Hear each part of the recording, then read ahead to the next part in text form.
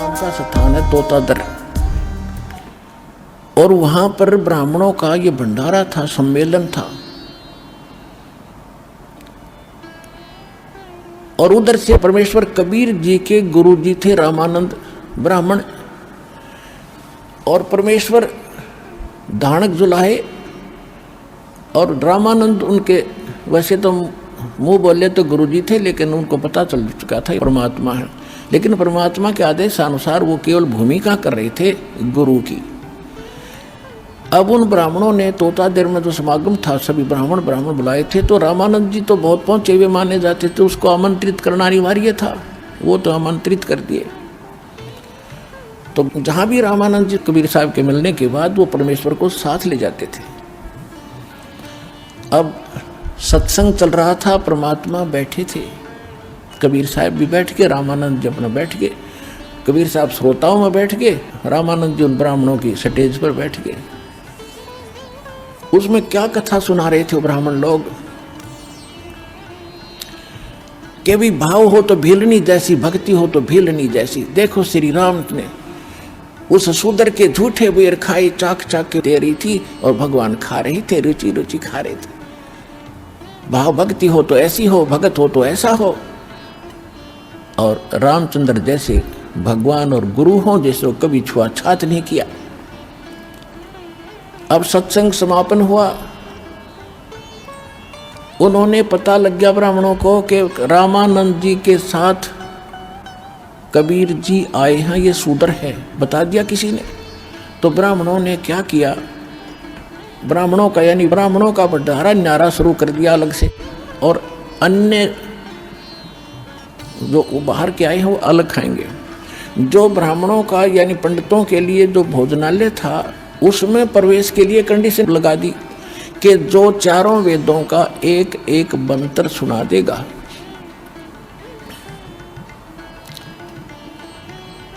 वही इस भंडारे में आओगा। उनको मालूम था कबीर जी तो जानते नहीं, संस्कृत पढ़े नहीं, इसलिए आप पे छट जाएंगे। अब जब सब ब्राह्मण आ रहे थे, उन्हें तो गोट रखे थे, श्लोक सुनाओ और फटते मंत्र सुनाओ और अंदर जाओ, मंत्र सुनाओ अंदर जाओ। अब परमात्मा का नंबर आया कि जी मंत्र सुनाओ। वहाँ एक भैंसा घूम रहा था, आसपास चल रहा था चारा, छोटा सा एक भैंसा। उसको कहा भैंसाराम इधर आना। परमात्मा ने ऐसे किया, भैंसाराम, वो ऐसे देखा कि आजा।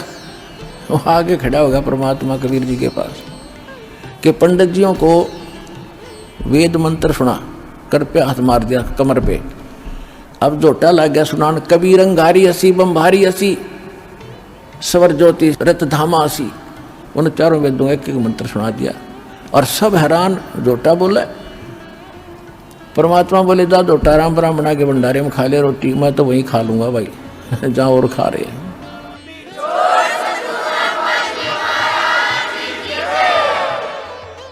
वहां कम से कम 4-5 हजार ब्राह्मण थे। परमात्मा ने 2 घंटे सत्संग किया वहां पर खड़ा होकर। अरे तुम बात तो सुना रहे थे बेलनी और राम की, तुम भगवान से बड़े हो गए। उसने तो शूद्र से कोई नफरत नहीं की, बेलनी से, और तुम नफरत कर रहे हो। यहाँ परमात्मा ने कहा था कि करनी तज कथनी कथे अज्ञानी दिन रात, और कुकर जो भौकत पर ये सुनी सुनाई बात। कथनी कर का है नहीं, कहते कथनी के सूर्य घने ये कथे अटंबर ज्ञान, और बार जवाब आवे नहीं फिर लीद करे मैदान। 5000 ब्राह्मणों ने परमात्मा का ज्ञान स्वीकार किया और नाम स्वीकार किया और भक्ति की अपना कल्याण करवाया।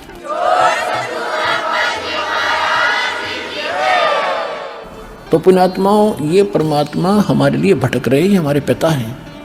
ये ब्राह्मण भी उसी के बच्चे थे। कहते सोचल छिदर मैं करूं अपने जन के काज। उनको लाइन पे लाना था। आज तो ब्राह्मण बने फिरे थे, अहंकार में डूबे फिरे थे, बड़ी इज्जत थी संसार में। कल क्या बनता उनके साथ। कहते पंडित हुए कुकरा हवे करे हमेश। अगले जन्म में ये ब्राह्मण कहते कुत्ते की योनि में जाकर जो सत भक्ति नहीं करता फिर भौंकता फिरे। तो भगवान अपने बच्चों को इन दुखों से बचाने के लिए भटक रहे हैं। उनके लिए यही कारण बनाया और उनको सत भक्ति दी, उनका कल्याण कराया। तो प्रसंग जो चला था, परमात्मा प्राप्ति के लिए सबसे पहले प्रथम कड़ी है गुरु।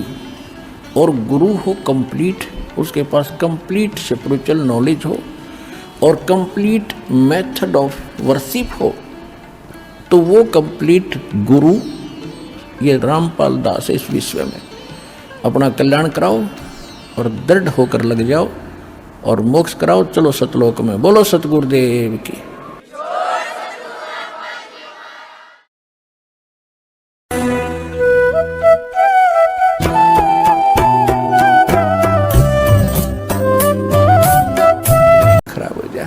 तो कहते हैं जैसे माता गर्भ को और रखे यतन बनाए और ठेस लगे तो छन हो जाता है, तेरी ऐसे भक्ति नसावे।